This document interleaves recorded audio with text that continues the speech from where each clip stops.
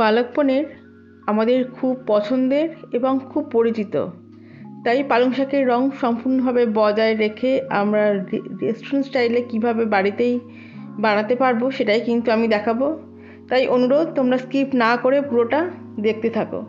তো হ্যালো বন্ধুরা, কেমন আছো? আশা করছি সবাই ভালো আছো। আমার চ্যানেলে সবাইকে স্বাগত।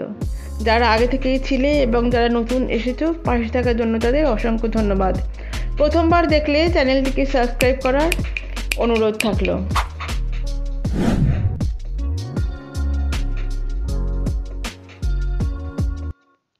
তো দেখো, আমি এখানে 300 গ্রাম মতো পালং শাক নিয়েছি এবং পালং শাকটাকে আমি কিন্তু ভালো করে ধুয়ে নিয়েছি, যেটা প্রত্যেকটা শাকের ক্ষেত্রেই করা দরকার। এখন দেখো, একটা পাত্র নিয়েছি, পাত্রতে জল বসিয়ে দিয়েছি, জলটা ফুটে গেছে। এখন তাতে দিয়ে দিচ্ছি লবণ। তোমরা পরপর আচ্ছা, এখন দিয়ে দিচ্ছি আধ চামচ বেকিং সোডা। এই বেকিং সোডাটা দিলে কিন্তু পালং শাকের যে রঙটা সেটা কিন্তু বজায় থাকবে। আচ্ছা, দিয়ে দিচ্ছি 15টা মতো কাজু বাদাম, যাতে পালং শাকের যে তিতো যে ভাবটা থাকে সেটা যাতে একটুখানি কমে যায়। আর কেউ যদি আরও একটু বেশি মিষ্টি মিষ্টি খেতে চাও, সে কিন্তু আরও একটুখানি কাজু বাদাম যোগ করে নিও। তো দেখো, দিয়ে দিয়েছি ধোয়া পালং শাকটা এবং এরপরে কিন্তু হাই ফ্লেমে পালং শাকটা 3-4 মিনিট আমরা একটুখানি বয়েল করে নেব। দেখো 3 মিনিট কেটে গেছে এবং এখন কিন্তু গ্যাসের ফ্লেমটাকে দেখো আমি অফ করে দেব। এবং পালং শাকটাকে রং কিন্তু সম্পূর্ণভাবে বজায় রাখার জন্য এখন পালং শাকটাকে আমি তুলে নিচ্ছি। এবং তুলে দেখো আমি কিসের মধ্যে দেব। তুলে নেওয়ার পরে আমি দিয়ে দিচ্ছি বরফ জলে বা আইস ওয়াটারে। যদি বরফ জল ওই সময় অ্যাভেলেবেল না থাকে তাহলে অন্ততপক্ষে ফ্রিজের ঠান্ডা জল কিন্তু অবশ্যই দিয়ে দিও, তাহলে কিন্তু পালং শাকের রংটা সম্পূর্ণভাবে বজায় থাকবে।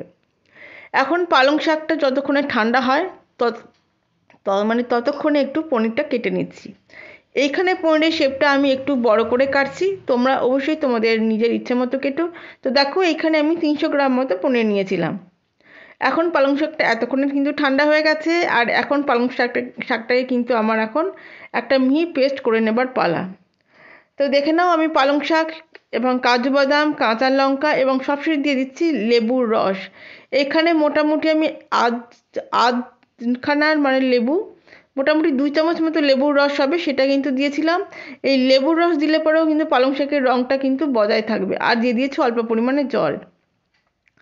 এবং দেখতে দেখতে খুব দেখো, আমি একটা মিহি পেস্ট কিন্তু বানিয়ে নেব। এবং দেখো, মিহি পেস্ট কিন্তু তৈরি হয়ে গেছে। এইখানে খেয়াল রেখো কাজু বাদামটা যাতে পুরোপুরি ভালো করে পেস্ট হয়। তো দেখো, একটা ফ্রাইং প্যান নিয়ে নিয়েছি সাদা তেল। এখন সাদা তেলের পরে আমি দিয়ে দেব সামান্য পরিমাণে একটু ঘি, এখানে 1 চামচ মতো আমি ঘি দিয়েছিলাম। তো ঘিটা আমি দিয়ে দিচ্ছি, আর ঘিটা দেওয়ার পরে ঘিটা আস্তে আস্তে গলেও যাচ্ছে। ঘিটা গলে যাওয়ার পরে ফোড়নের জন্য প্রথমে দিয়ে দিচ্ছি আমি গোটা জিরে, তারপর দিয়ে দিচ্ছি রসুন কুচি। এইখানে কিন্তু রসুনের পরিমাণটা লাগবে একটুখানি বেশি। এবং গ্যাসের ফ্লেমটা কিন্তু করে দিয়েছি লো।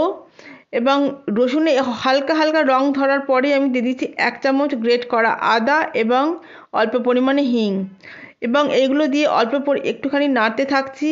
এবং তারপরে দিয়ে দিচ্ছি একটা মাঝারি পেঁয়াজ কুচি করে কাটা। এবং পেঁয়াজটাকেও কিন্তু একটু রং ধরিয়ে নিতে হবে। তবে পেঁয়াজটা কিছুক্ষণ অল্প একটু নাড়বার পরেই তাতে আমি দিয়ে দেব লবণ এবং হলুদ। তো দেখো, লবণ এবং হলুদ কিন্তু আমি দিয়ে দিচ্ছি। দিয়ে দেওয়ার পরে কিন্তু পেঁয়াজটাকে আমি নাড়তে থাকছি। এবং পেঁয়াজটা থেকে যখন সম্পূর্ণ পরিমাণে তেলটা ছেড়ে যাবে, তখন আমি দিয়ে দেব একটা টমেটোকে কুচি করা, একটা কুচি করা টমেটো। তো সেই টমেটোটা দিয়েও দেখো একটুখানি ধৈর্য ধরে আমাদের নেড়ে নিতে হবে। যখন টমেটোটা কুক হয়ে যাবে তারপরে দিয়ে দিচ্ছি আমি 1 চামচ জিরে গুঁড়ো। এবং তারপরে আমি দিয়ে দেব ধনে গুঁড়ো 2 চামচ। এইখানে কিন্তু বলে রাখি, এইখানে কিন্তু ধনের গুঁড়োর পরিমাণটা হবে একটুখানি বেশি। তো দেখো, ধনে গুঁড়ো, জিরে গুঁড়ো এবং বাকি সমস্ত মশলাগুলো দিয়েও অবশ্যই একটুখানি আমরা নেড়ে নেব। এবং তেলটা ছেড়ে গেলে পরেই দিয়ে দেব পালং শাকের যে পেস্ট আমরা বানিয়েছিলাম, সেই পালং শাকের পেস্ট। একটা জিনিস কিন্তু তোমরা এখানে খেয়াল করো যে পালং শাকের কিন্তু দেখো রং কিন্তু একটুও কিন্তু ডিসকালার হয়নি। এবং পালং শাকের পেস্টটা দেওয়ার পরে কিন্তু 1-1.5 মিনিট একটু নেড়ে নেবার পরেই দিয়ে দিচ্ছি 1 কাপ মতো জল। এবং আমি কিন্তু মিক্সার গ্রাইন্ডারে যেখানে পেস্ট করেছিলাম সেইখানেই অল্প একটু জল দিয়ে কিন্তু আমি সেটাই দিয়ে দিয়েছি। আচ্ছা, এখন দিয়ে দিচ্ছি কসুরি মেথি, মোটামুটি 1 চামচ মতো হাতে ক্রাশ করে, এবং এখন কিন্তু সেটা দিয়েও ভালো করে আমি মিশিয়ে নেব। এবং এখন এরপরে কিন্তু গ্যাসের ফ্লেমটাকে আমি লো করে দেব, এবং এখন কিন্তু ঢাকা দিয়ে দেব প্রায় 7-8 মিনিটের জন্য। 7-8 মিনিট পরে আমি খুলছি। তো দেখো, প্রথমেই ভালো করে নাড়িয়ে নিচ্ছি, এবং দেখো এটা কিন্তু অনেকটা পরিমাণে প্রায় কুক হয়ে গেছে প্রায়। আর এখন আমি দিয়ে দিচ্ছি 2 চামচ চিনি। তো চিনিটা দিয়ে দেখো একটুখানি অবশ্যই আমাদের নেড়ে দিতে হবে। এবং এরপর দিয়ে দিচ্ছি পনিরকে, যেটা আমরা টুকরো করে কেটে নিয়েছিলাম, সেই টুকরো করা পনিরটা। তো পনিরটা দিয়ে দেখো হালকা হাতে কিন্তু ভালো করে একটুখানি মিশিয়ে নেব। আর পনিরটা দেওয়ার পরে কিন্তু খুব বেশিক্ষণ আর মেশাবার দরকার পড়ে না। আচ্ছা, এখানে বলে রাখি, পনিরটা কিন্তু কাঁচা পনির, এইখানে কিন্তু কাঁচা পনিরের স্বাদটাই কিন্তু বেশি ভালো লাগে, তাই পনিরটা কিন্তু এখানে ভাজার খুব একটা প্রয়োজন লাগেই না।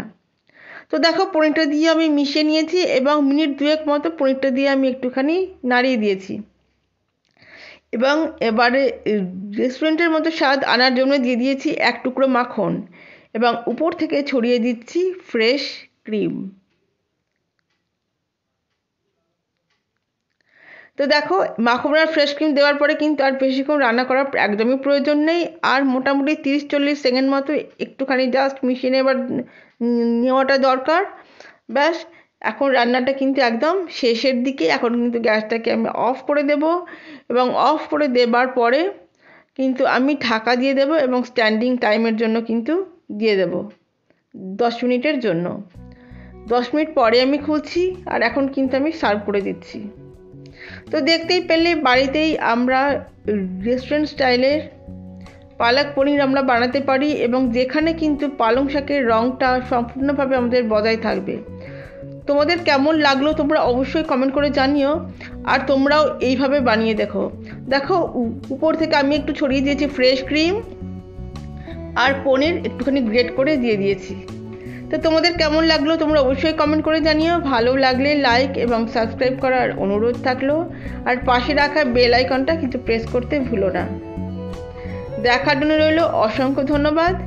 সবাই ভালো থেকো, আবার ফিরে আসবো নতুন কিছু নিয়ে।